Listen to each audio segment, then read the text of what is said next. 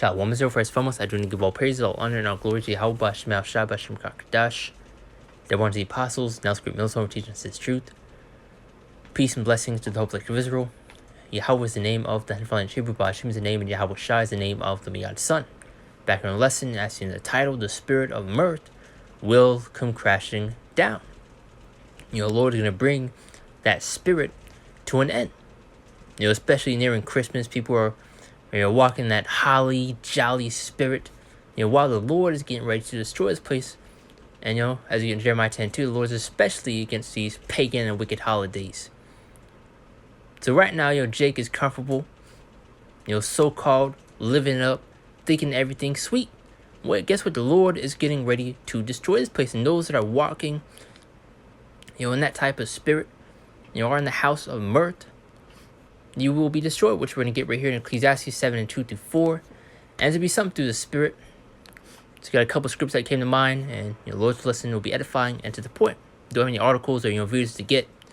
So let's dive right into it. Now it's Ecclesiastes 7:2-4, and it says it is better to go to the house of mourning than to go to the house of feasting. And you see, Jake is always trying to party. Jake is always trying to drink and so-called live it up. That's not the spirit to be in, man. Especially with the times that we are in. And as I'm going to get another description, there's a time and a place for everything. But Jake is just in this one particular spirit, the whole time, And it's better to go to the house of mourning than to go to the house of feasting, for that is the end of all men, and the living will lay it to his heart. Sorrow is better than laughter, for by the sadness of the countenance the heart is made better. Gaining those experiences. You're being made stronger. You're being, refined. It's getting the scriptures how the man is, tried in the furnace of adversity, for paraphrasing. So I should get that real quick. I forget the exact articulation of it. Tried in the furnace. It's Ecclesiastes chapter 2, verse 5. And that's for gold is tried. So it's gold. For gold is tried in the fire, and acceptable men in the furnace of adversity. These particular situations, once again, those experiences. Now, verse 3, sorrow is better than laughter, for by the sadness of the countenance the heart is made better. Now, it says the heart of the wise is in the house of mourning. Now, it says, but the heart of fools is in the house of mirth. Jake doesn't take anything serious. Going back to that point, Jake is in that YOLO, type of spirit. You only live once. If you would tell Jake these things, well, I'm here for a good time, not a long time. That's what spirit Jake is walking in, man. And that's why many of you will be destroyed, which is Zechariah 13:8. But as I brought up the point in being a lesson, those that are walking in that holly, jolly spirit, those are going to put you to death, man. And once again, that's not the spirit to be walking in, especially with these times we're coming into, the times we're in now. There's the heart of the wise in the house of mourning, but the heart of fools is in the house of mirth. Now, there's Ecclesiastes 3:1-8. Just want to get that point where there's a time and place for everything. That says to everything there is a season and a time to every purpose under the heaven. Now, I'm going to jump to the point in verse 8. Now, it says a time to love. Let's see, yeah. A time to love and a time to hate, a time of war and a time of peace. And also, I could have got, verse 4 also. It says a time to weep and a time to laugh, a time to mourn and a time to dance. And just, jump straight to the point.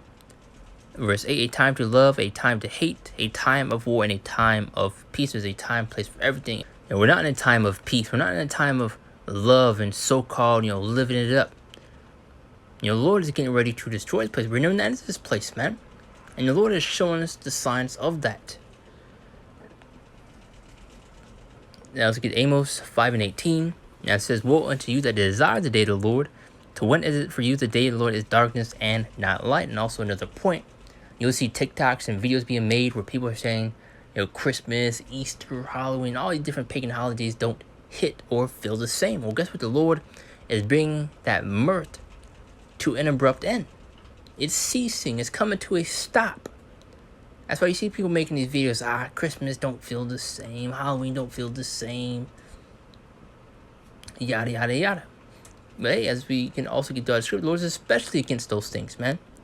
It's like you're not supposed to partake in them anyway. Jeremiah 10:2.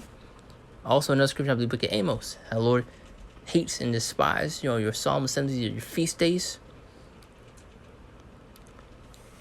As Isaiah 24:11 now says, there's a crying for wine in the streets. All joy is darkened. The mirth of the land is gone. And that mirth is coming to an abrupt end. And go back to the title, the spirit of mirth will come crashing down. Especially those that are walking in that spirit, man. You along with it. You're taking everything out to be a joke. Making this thing out to be a light thing. Make it seem like it's not serious. When the Lord is getting ready to destroy this place, man, plainly put. One more time from on top, there's a crying for wine in the streets. Because you see, when people drink, they're wanting to, get away from reality. As well as especially, dealing with, this truth, being that wine, because people are going to be seeking for it. Which you get in the book of Amos, 8 chapter, 11 to 12 verse. And you'll be seeking the word of Yahweh by Shema Shine, shall not find it. You're running like a bunch of headless chickens. But as well as trying to escape, what's going on. Keep their mind occupied on other things. Like, reality is going to set in for a lot of you people, man. Especially you Jakes.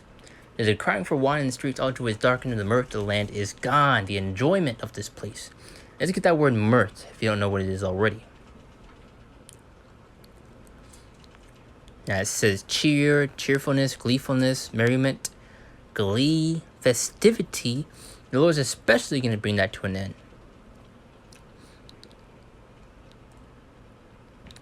So the joy of this place is going to come to a stop. Just to tie that point up. Now, as like Habakkuk chapter 2 verse 3. Get ready to close this thing out. For the visions is yet for an appointed time. But shall speak and not lie. They will tarry, wait for it. Because it surely come, it will not tarry. Meaning it will not delay. These things will happen and it will come to pass. As we get in the scriptures, so the vision is yet for an appointed time. Where that vision speaks of the prophecies. And we're in those appointed times. We're nearing the end of this place. The Lord is showing us the times that we're in. Which we're also getting in 2 Thessalonians 1. And it says, he answered me then, says it, it's like, read one more time. He answered me then and said, measure thou the time diligently in itself. Now, how do we measure the times? They're in, by the way, these signs and these prophecies. You get Matthew 24, Luke 21, Acts the 2nd chapter. Joel. Many scriptures go into the end time signs and things that we will see now take place before Lord Yahweh will return. He answered me then and said, measure thou time diligently in itself, and thou see a part of the signs past, which I told you before. Then shalt thou understand at the very same time when the highest will begin to visit the world which he made, which will be by the way of our Lord Yahweh Shai. Verse 3, therefore, when shall be seen earthquakes and uproars of the people in the world. And that's what you're especially seeing, earthquakes in diverse places, divisions amongst the people, which is another telltale sign. Isaiah 19:2. It literally goes into, when you get another translation, how the Lord's going to stir up civil war. And you already had that recent martial law declared, I believe North Korea, if I'm correct, if not South Korea. You had martial law declared at one point. Just an example of what's to come. Verse 4, then shalt thou understand that the Most High spake those things from the days that before thee, even from the beginning. And I think that may be the point right there. Just, something quickened through the spirit. Something that came to mind, as well as saw, a few brothers speaking on it. All that's going to come to an abrupt end. Jake, everything, thinks everything's all good. Things all fine and dandy. Wait, the Lord's getting ready to destroy his place, and those that don't take heed to his warnings, you're going to be destroyed along with it. But that's the point right there. I don't close out and give all praises, all honor, and all glory to Yahweh by Shem, Yahweh Shai, and Shalom. See you next one. Lord's will.